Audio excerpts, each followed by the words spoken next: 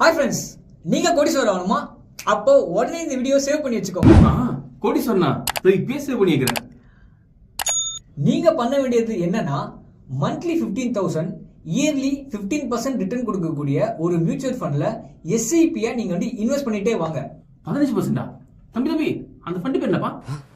என்ன திடீர்னு கேள்விதான் கேக்குறானுங்க, சரியில்லையே. யோ, நேயா சும்மா கேள்வி கேட்டுக்கிற? Cut cut cut.